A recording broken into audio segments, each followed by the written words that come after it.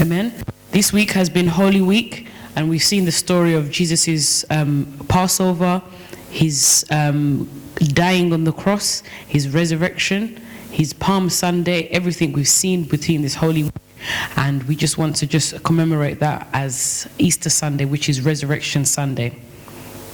For the last 1,600 years, Christians around the world remember the last days of Jesus' life during this Holy Week. Today is Resurrection Sunday, amen? Amen. Amen. Amen. Easter Sunday remembers the day Jesus was raised from the dead. After being executed as a threat to Roman and Jewish power, Jesus laid in his grave for 2 full nights. For 2 full nights, Jesus' disciples, followers, and family wept for him. For 2 full nights, the schemes of Rome, corrupt religion, and the darkness seemed to have won until there was an earthquake. Amen? And an angel dressed in white appeared, rolled back the stone, covering Jesus' tomb, and scared the guards away. And where can we see this? In Matthew 28, verse 2 to 3. So let's turn there.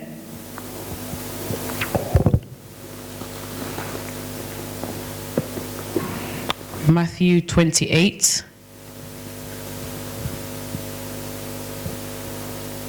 verse 2 to 3.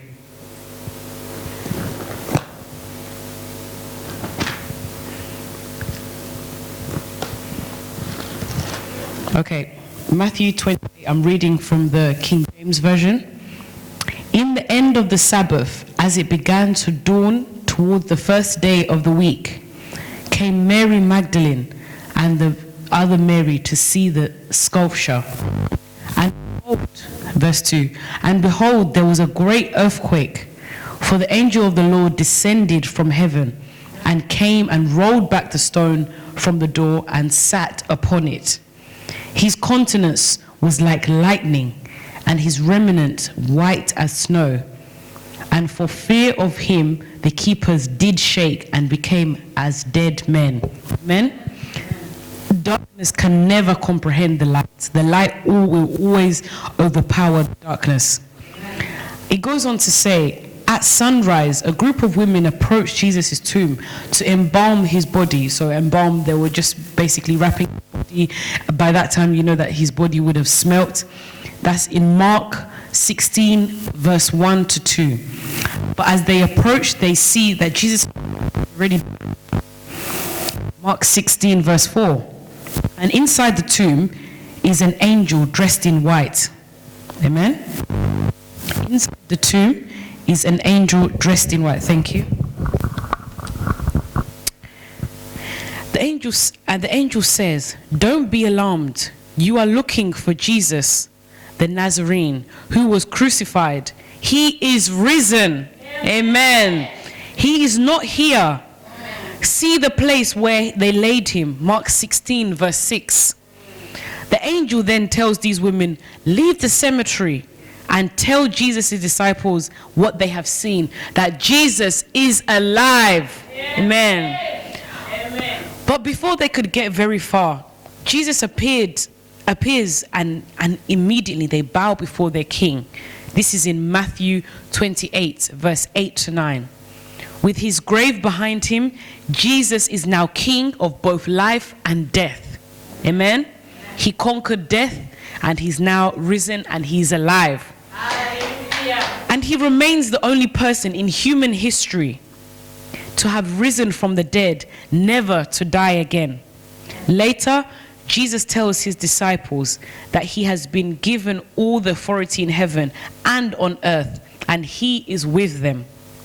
Matthew 28, verse 18 goes on to say, he then sends them to make new disciples and citizens of his kingdom. Just before he ascended into the clouds and takes his throne at the right hand. Luke 24, 51 to 52. So, what does this show us? Holy Week doesn't simply remember the final week of Jesus' life, but the days leading to Jesus' coronation and enthronement. As most of you know, King Charles next month will be coronated. People are recognizing him as King Charles. He's no longer going to be Prince Charles, he's King Charles over the UK. So in the same respect, Jesus is going to, his coronation and his enthronement to sit between the right hand of the Father. On Palm Sunday, Jesus rode into Jerusalem like a rival king. He challenged the power of the structure of the temple on Monday. We're going through the Holy Week, by the way, and invited others into his rebellion on Tuesday.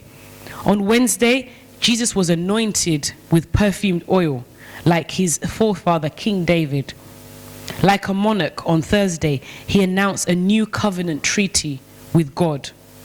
And on Friday, Jesus was killed as King of Jews in a battle with death. But Resurrection Sunday, Resurrection Sunday is good news, because it is the day that Jesus is raised from the dead and is enthroned all over nations, powers, rulers. Jesus is the true King of the world, life and death, just as he claimed to be. When people come into contact with the resurrected Jesus, almost everyone has responded the same way as we've read. They were all terrified. The soldiers guarding the tomb fell down as if they were dead. The women at the tomb cowered. Jesus needed to tell his own disciples not to be alarmed. The religious elite did not even believe that Jesus rose from the dead. His own disciples didn't even believe. And these are the people that are with him every single day, doing miracles, witnessing miracles. They didn't even have the belief themselves. So who are we? Amen? But they were still scared that others believed it. And in one sense, this is the most appropriate response to a king who has wrestled with death and won. But another response to Jesus' enthronement is to run and tell the others that that is good news. So I pray that on this Easter Sunday, you accept the good news that Jesus has risen from the dead as the world's only resurrected king. Run and tell everyone the good news. Amen. Hallelujah.